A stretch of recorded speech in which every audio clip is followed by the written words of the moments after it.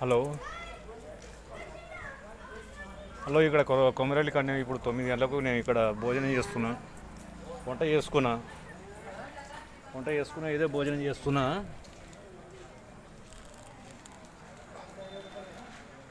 ప్రియమైన సోదరులకు చెప్తున్నా విజ్ఞప్తి, ఈ వీడియో సబ్స్క్రైబ్ చేయండి, లైక్ చేయండి.